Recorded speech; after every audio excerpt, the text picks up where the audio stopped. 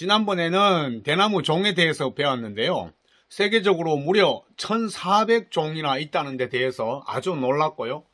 그 중에 한국에는 6종, 많이 없어요. 6종밖에 없고, 세네갈에는 불과 1종, 아비시니카 종이라고요. 에티오피아에서 온 종, 유일하게 1종밖에 없다는 사실 공부를 했습니다. 그리고 이번에는 대나무의 단축형, 그리고 연축형에 대해서 한번 알아보겠습니다. 한국에는 대부분 단축형이라서 연축형을 거의 볼 기회가 없을 거예요. 그래서 많은 분들이 막 대나무에 대해서 이것저것 훈계를 많이 하시는데요. 사실 대나무 종이 1400종이나 있기 때문에 우리는 대부분의 대나무를 본 적이 없어요. 대나무가 종이 다르다는 것은 자기들끼리 서로 모른다는 거예요. 그래서 저도 대나무 공부하면서 와, 이렇게 신기한 세상이 있는 줄 처음 알았습니다.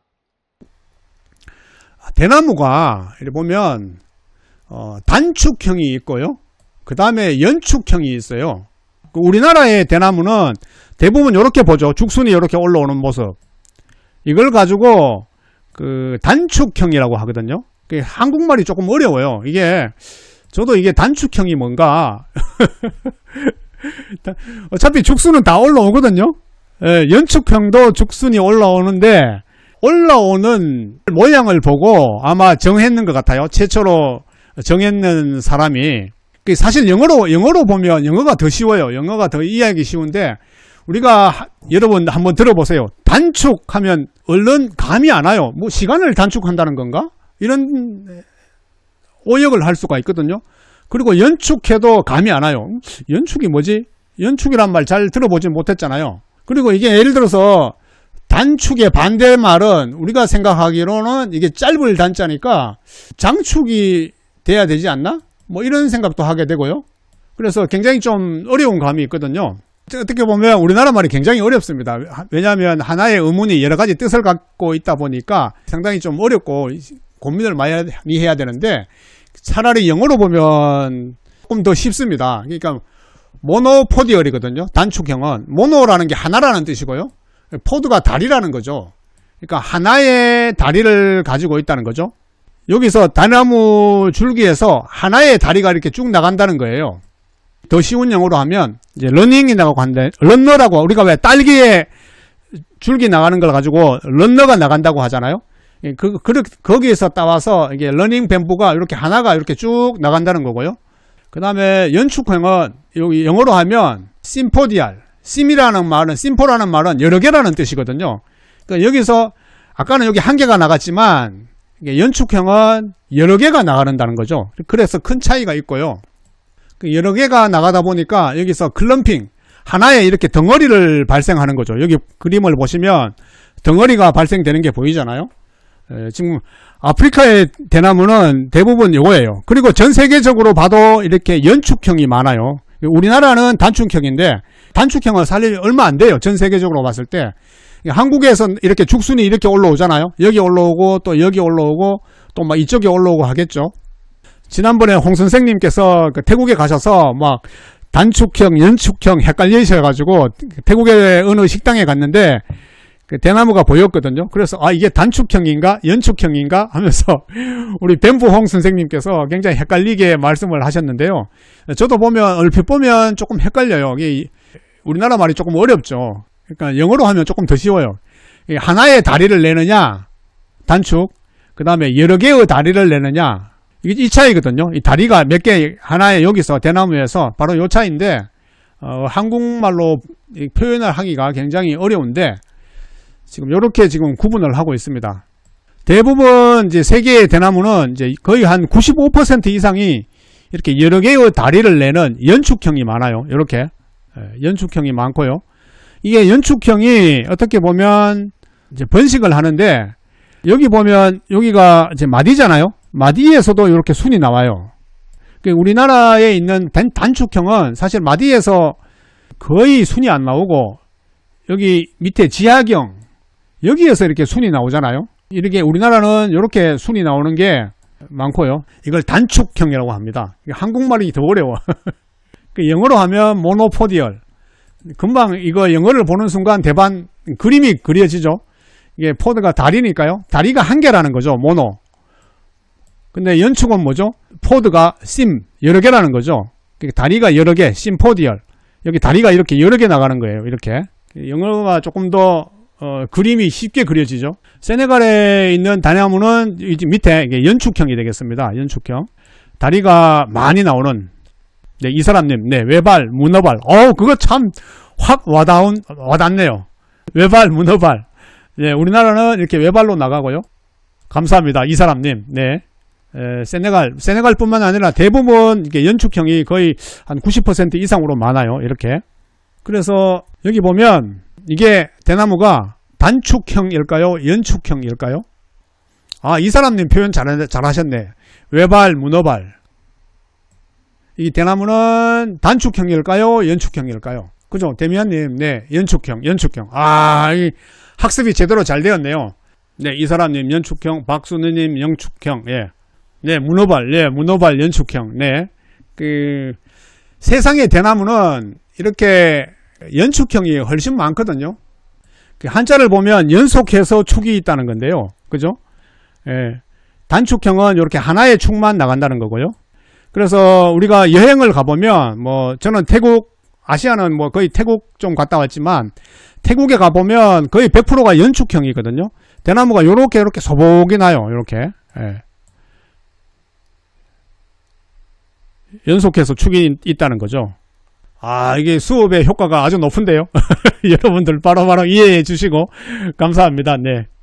저도 이번에 좀 대나무 공부하면서 좀 많이 배웠는데요.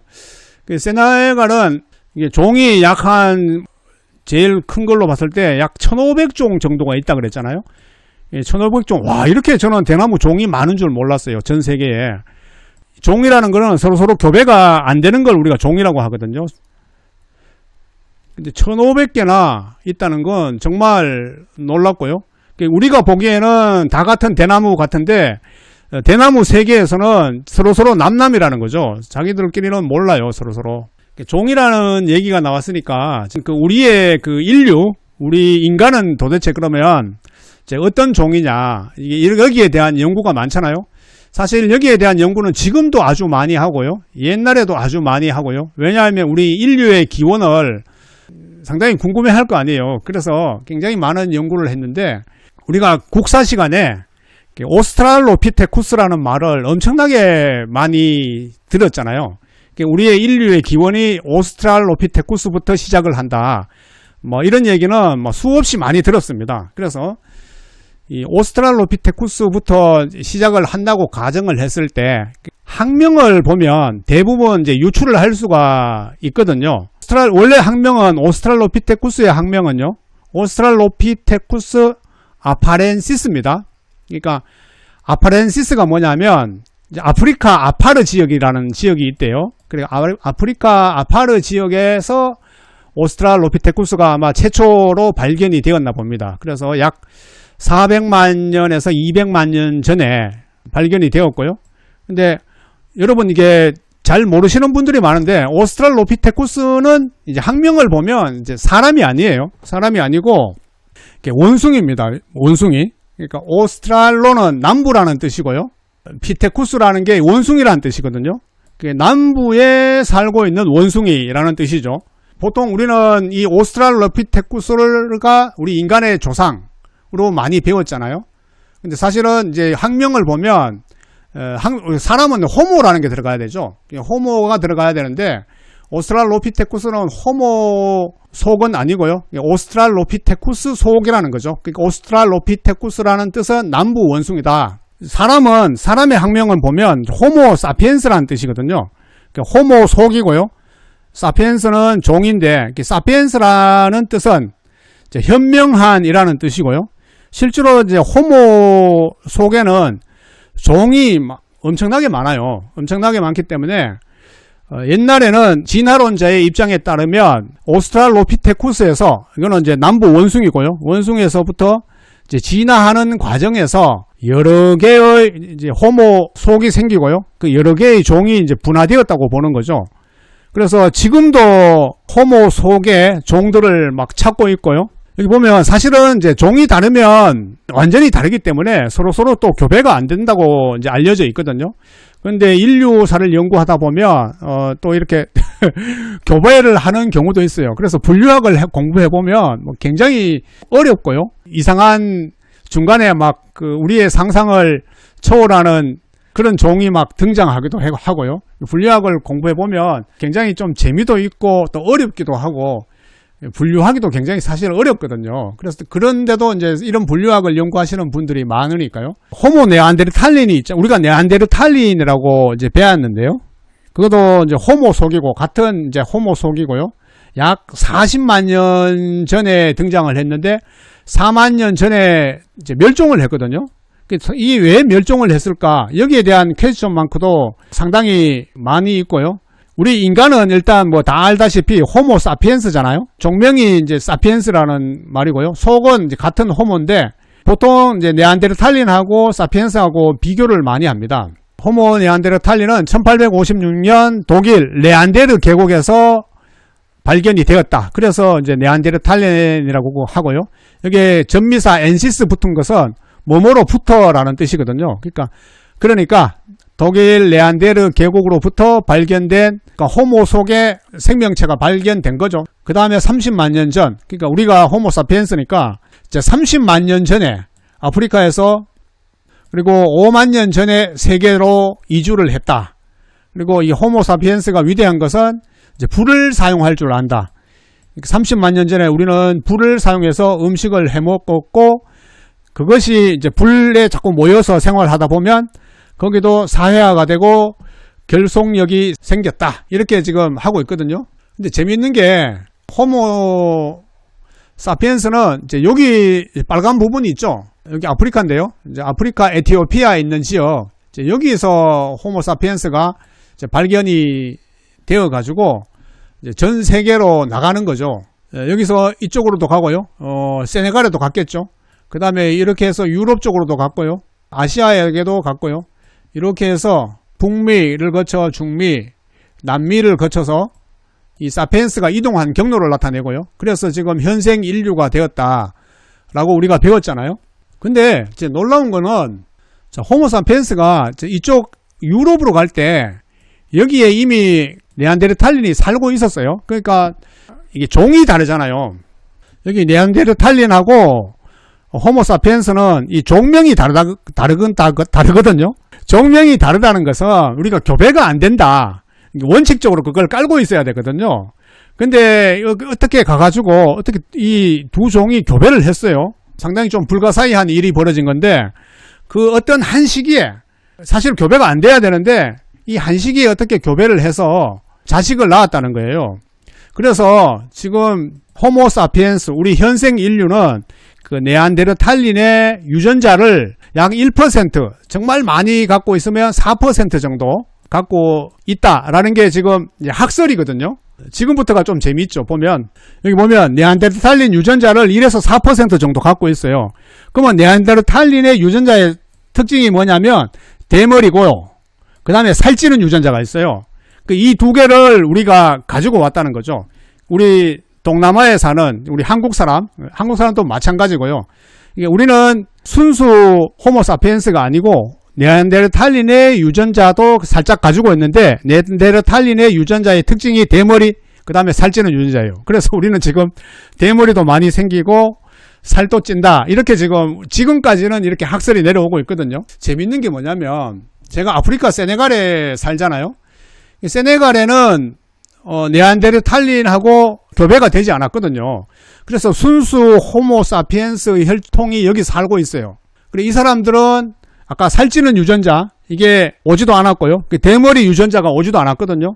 그래서 순수 호모 사피엔스 유전자는 대머리도 없고 살이 안 쪄요. 굉장히 늘씬하죠, 사람들이.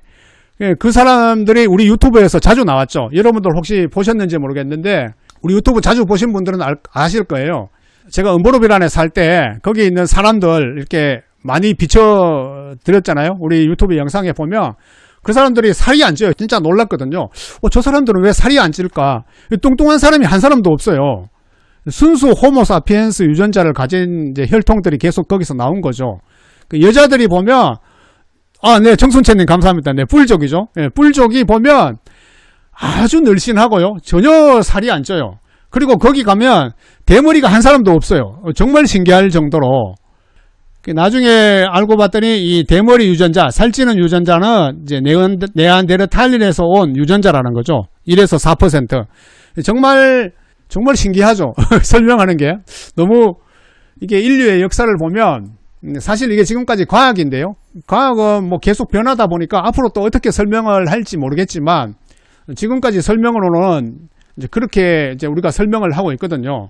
아프리카 일쪽에 보면 네안데르탈린하고 이게 섞이지 않은 사람들, 순수 호모사피엔스는 정말 대머리도 없고 살찐 사람도 없다. 이게 우리 현재의 과학이 얘기해주고 있고요. 그러면 이게 네안데르탈린의 유전자가 왜 1에서 4%밖에 없을까요? 계속 사피엔스가 네안데르탈린하고 계속 교배를 했으면 계속해서 섞일 거 아니에요. 그래서 10%, 20%, 30%, 40%까지 올라가야 되는데 보면 우리 호모사피엔스는 이렇게밖에 없거든요. 그리고 나중에 네안데르탈린이 또 멸종을 해요. 완전히 멸종을 하거든요. 그런 게 이제 우리가 풀어야 될 숙제인데요. 지금까지의 과학은 어떻게 얘기하고 있냐면 이게 네안데르탈린하고 교배를 계속한 게 아니라 정말 이 당시에 올라가서 일시적으로 했대요. 일시적으로. 그때만 하고 그 다음부터는 또 교배를 안 했는 거예요. 그러니까 유전자가 1에서 4% 정도밖에 섞이지 않았다는 거예요. 지금 종이 다르면 이제 원칙적으로 교배가 안 된다 그랬잖아요. 근데 이게 종이 다른데 이종 교배가 일어난 거죠. 지금 화면에 보이는 여기 좀 예쁘게 나와 있는 소녀, 얘가 네안데르탈린이거든요. 좀 예쁘게 생겼죠. 그리고 여기 보면 피부색이 하얗고요. 그리고 금발이라고 해요. 네안데르탈린이. 근데 여기 만약에 여기 아프리카에 살던 이제 호모사피엔스가 이쪽 유럽으로 갔는데 얘를 만났어. 얘를 만났는데 갑자기 어떤 성적 흥분이 돼가지고 이종 교배를 했다는 거죠. 향기에 의해서. 이게 동물들이 이렇게 교배를 하는 원리가 물론 뭐 여러 가지가 있겠지만 지금까지 학설로 보면 향기에 이끌린다는 게 굉장히 높은 비율을 차지하거든요. 자기들이 지금 호모사피엔스끼리만 여기서 살다가 유럽 쪽으로 갔는데 향기가 다른 이렇게 예쁜 네안데르탈린이 있어가지고 거기서 처음에 교배를 했다는 거죠. 거기서 태어난 사람이 지금까지 유전되고 있고요. 이게 성경에도 보면요. 성경에 여러분 열심히 아마 잘 읽어보신 분 이걸 보신 분 계실지 모르겠는데 이스라엘 민족이 430년 동안 이집트에서 종살이 하다가 결국은 이제 애굽을 탈출해서 이스라엘로 돌아가는데 다 와가지고 그 시딤이라는 곳에 머물거든요. 외국이죠. 시딤이라는 곳은 장소인데 거기에 갔더니 뭐 여자들이 다를 거 아니에요. 지금까지 이집트에만 살던 사람들하고 시딤에 가보니까 달라가지고 거기 시딤 여자들하고 그 음행을 했다. 이런 구절이 성경에 나오거든요. 거기서 물론 이제 그 당시에는 이종 교배는 아닙니다만은 어떤 향기에 끌려서 거기에서 이제 다른 이민족이죠. 이스라엘 유대 민족이 아닌 시딤 사람들하고 음행을 했다. 그래서 하나님이 아주 크게 벌을 했다. 이런 내용이 나와요. 성경책에. 아마 이 호모사피엔스도 아마 마찬가지로 여기에서 이동을 해서 이게 유럽에 갔더니만은 자기들하고 조금 다른 애들이 아주 아름다운 향기를 뭐 풍겼겠죠. 그러니까 교배를 했겠죠. 그래서 교배를 해서 새로운 또 호모사피엔스를 낳았다. 이런 것하고 약간 좀 연관되지 않나. 왜냐하면 이게 사람들은 새로운 향기에 끌리는 그런 경향이 있거든요. 동물들이. 그래서 저도 이거 읽으면서 상당히 그런 생각들을 좀 이상한 생각들을 많이 했어요. 과학이라는 게 아직 뭐 완전하지 않기 때문에 이게 맞다 저게 맞다 뭐 이렇게 단어는 못하지만 하나의 어떤 스토리 역사잖아요. 과학도 지금까지 계속 그 연구를 하고 있고요. 여기 보면 이제 출애굽을 할 때 여기가 이집트잖아요. 이스라엘 백성이 이렇게 출애굽을 할 때 여기 오면서 여기가 사해고요. 여기가 갈릴리 호수고 여기서 와서 일로 이제 요단강을 건너서 들어가는데 그 시딤이라는 곳은 어디냐면 여기 요단강에서 약 13km 떨어진 곳이거든요. 거의 다 왔어. 거의 이제 성경에서 말하는 그 하나님께서 말씀하시는 젖과 꿀이 흐르는 땅에 거의 다 왔는데 이때 조심해야 되는데 이때 이스라엘 백성들이 조심하지 않고 그 시딤에서 여기가 모압 지역이었습니다. 모압 여성과 이제 음행을 하는 범죄를 저지르거든요. 그래서 여기서 하나님이 막 크게 노하시고 벌을 주어서 여기서 이때 이 요단강을 못 넘어가고 죽은 사람이 24,000명이었다. 이게 이제 성경 구절에 나오거든요. 우리 인간 호모사피엔스는 네안데르탈린의 유전자가 약 1에서 4% 정도 유전이 된다고 하는데요. 제 입장을 보면 저는 확실히 네안데르탈린의 유전자가 많은 것 같아요. 지금도 대머리죠. 또 요즘 집에서 먹고 놀고 하다 보니까 막 살이 찌죠. 이 대머리가 되는 유전자, 살찌는 유전자가 그대로 저한테 다 왔는 것 같습니다. 그런데 정말 네안데르탈린은 호모사피엔스하고 같은 시대를 살면서 왜 멸종되었을까? 생각하면 생각할수록 그 의문을 많이 가지거든요. 왜냐하면 네안데르탈린이 몸집도 훨씬 더 크고요. 두개골 용량도 훨씬 더 크고요. 키도 더 크고요. 그래서 뭐 모든 게 월등했는 것 같은데 호모사피엔스가 네안데르탈린을 물리치고 지구상의 유일한 인간의 종, 한 종밖에 없는 거죠. 사실 이것도 좀 넌센스입니다. 종이 많으면 많을수록 유리하죠. 실제로 뭐 대나무만 해도 1400종이나 있잖아요. 그리고 개미는 뭐 12,000종이나 있고요. 근데 인간은 한 종밖에 없어요. 참 불가사의한 참 넌센스죠. 자연계에는 종이 많으면 많을수록 좋고 또 이게 더 당연한 거죠. 한 종만 있는 게 오히려 이상한 거죠. 제가 요즘 사피엔스라는 책을 읽고 있는데요. 다들 한 번씩 읽어보셨을 겁니다. 워낙 유명한 책이고요. 또 지은이가 유발 하랄이라고 이스라엘의 대학의 교수님이거든요. 유대인인 것 같아요. 근데 유대인이 어떤 진화에 대한, 인간의 진화에 대한 책을 썼는데 또 이분의 주장도 아주 놀랍습니다. 호모사피엔스가 네안데르탈린을 물리친 결정적인 원인이 딱 한 가지인데 그게 뭐냐? 바로 뒷담화라는 거죠. 뒷담화. 뭐 누구를 깐다는 거잖아요. 솔직히 말해서 좋은 뉘앙스는 아니죠. 뒷담화 깐다는 게. 요즘 말로 하면 막 가스라이팅 한다는 거죠. 상당히 부정적인 뉘앙스인데 그 뒷담화 때문에 우리의 인간인 호모사피엔스가 네안데르탈린을 없애고 지구상에 남게 된 유일한 한 종이 되었다는 거죠. 뒷담화를 일으키게 하는 원인이 뭐냐면 바로 불의 발견. 호모사피엔스는 이미 30만 년 전부터 불을 만들 줄 알았고 불을 만드니까 그 불 주변에 서로 모여서 이야기를 하면서 사회성을 키워나갔고요. 근데 이야기를 긍정적으로만 하는 게 아니라 뒷담화를 많이 깐다는 거죠. 근데 요즘도 생각해보면 우리 주변에 뉴스만 보면 TV만 틀면 막 서로 뒷담화 까는 그런 정치 스토리가 너무 많잖아요. 그게 다 이분 표현을 보면 다 맞는 것 같아요. 그리고 또 하나의 설을 보면 호모사피엔스는 바늘을 만들었다는 거예요. 바늘을 만들고 그 바늘에다가 구멍을 뚫어가지고 바늘기라고 하죠. 거기서 실을 달아서 옷을 꿰매서 입을 줄 알았다. 그래서 호모사피엔스는 살아남고 네안데르탈린은 죽었다. 이렇게 표현을 하거든요. 왜냐하면 이 유럽 쪽은 춥잖아요. 그래서 이미 호모사피엔스는 그 추위에 대비할 수 있는 옷을 끼워서 우리의 피부를 덮을 수 있었기 때문에 호모사피엔스는 살아남았다. 거기에 반해서 네안데르탈린은 그걸 못했기 때문에 죽었다. 뭐 이렇게 표현하기도 하고요. 과학이라는 게 보면 재미가 있어요. 우리가 과학을 막 정말 그 진리를 말하는 진실인 것처럼 얘기하는데 사실은 정반대죠. 과학은 진리가 아니거든요. 정말 과학은 진리가 아니에요. 지금까지 역사를 통해 보면 과학이 거짓말을 정말 많이 했고요. 그리고 그 거짓말을 바로 잡는 작업도 정말 많이 해나가고 있고요.